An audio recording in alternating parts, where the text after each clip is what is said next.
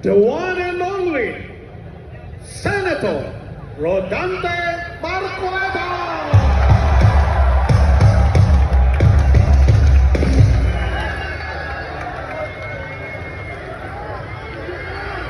Magandang gabi, mga kapatid, mga kababayan. Ako po ang magpapakilala sa inyo sa susunod na magsasalita.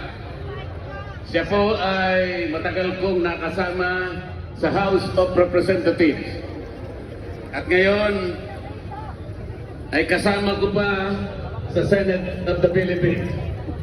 Ang aking kaibigan, ang aking kumare, Senador Amy Marcos.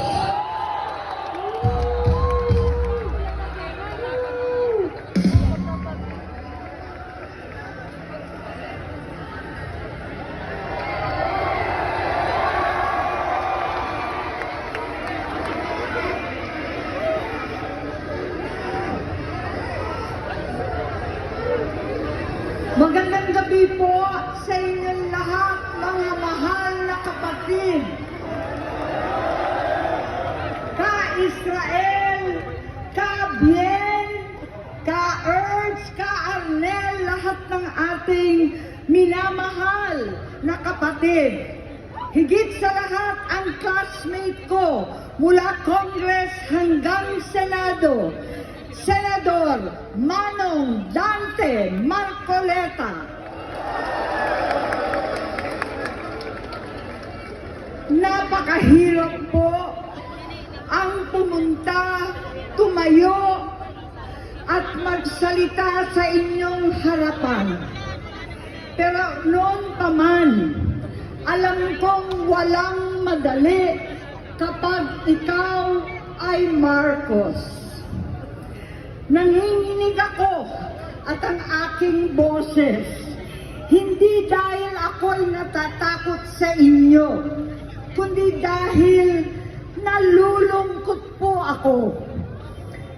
Ipagpaumanhin ninyo kung sa gitna ng pagsasalita ako, ako'y hihinto, hihinga dahil sa bigat ng aking kalooban.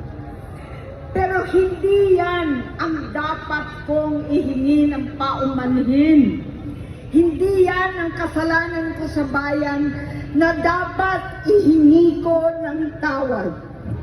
Narito po ako dahil sa tawag ng Iglesia ni Cristo para sa transparency, accountability at hustisya. At dahil sa tawag ng sarili kong konsensya, bilang senador, bilang kapatid, bilang Pilipino. Bata pa lamang kami ni Bongbong. Alam na ng buong pamilya ang problema sa kanya.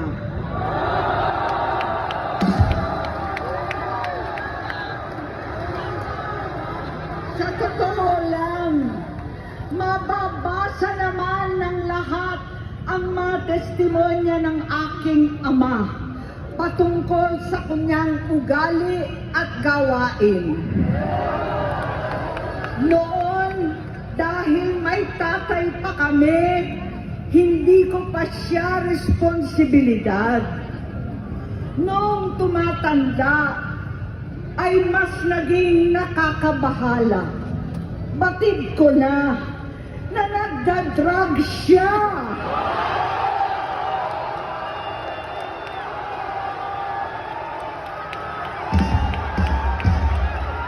Naalaman ko at ng pamilya, naalaman ng pamilya, seryoso ito. Minsan, kami ng Presidential Guard at Metro Gompa ang naglilinis tuwing nagpa-party po sila.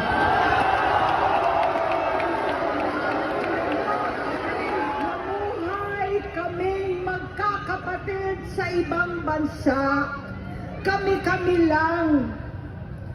Kinumbinsi ko pa si Bongbong, pakasalan mo na si Lisa.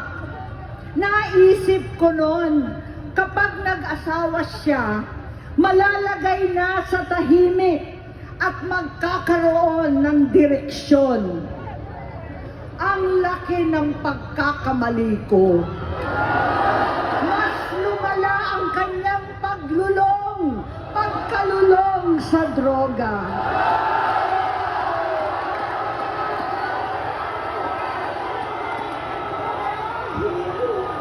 Parehas pala silang mag-asawa.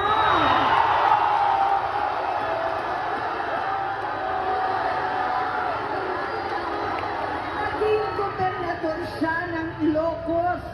Alam ng mga tao doon na halos hindi siya pumapasok. Tuwing kukumprontahin ko siya, ay nagsasabi siyang magbabago na siya, aalisin na niya ang bisyo. Hanggang sa may nagsumbong na naman sa akin na sa paggising pa lang sa umaga, kasabay ng almusal, marijuana pala.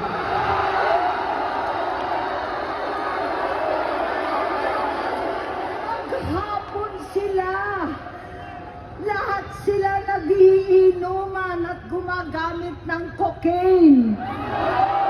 Kasama ng asawa at barkada. Tulad ng ama ko, kinastigo ko ang mga barkada niya. Ang nasirang si Bong Dasa, si Edvi Cruz, Inigo, Donny Boy, Sap Anton, alam po ninyo yan. Paano nagre-resign na sa takot ang mga pulis nila at staff dahil sa lumalalang bisyo. Inayos ko sila dahil gusto niyang ituwid ang buhay niya. Gusto niyang mag-vice-presidente. Hindi siya pinalad at lalong nagkaroon ng oras para sa bisyo. Simula noon, naging malabo sa amin ang lahat. Kaysa mag-away, bigla na lamang lumayo ang loob namin sa isa't isa. Noong 2016, kasabay ng kampanya ni dating Pangulong Duterte laban sa droga, lumabas ang pangalan ni Bongbong sa listahan. Nakasama siya sa listahan ng mga celebrities, mga artista, Maricel Soriano at iba pa. Masinsinan kong kinausap si Pangulong Rodi. Halos manikluhod ako. Sinabi kong ayon sa kapulisan, dapat unahin, usigin ang mga pusher at saka na lamang sagipin ang mga user. Naligtas si Bongbong. Labis ang takot ko at pag-aalala. Kinausap ko siya at nagsabi siyang talagang siya ay nagbabago na.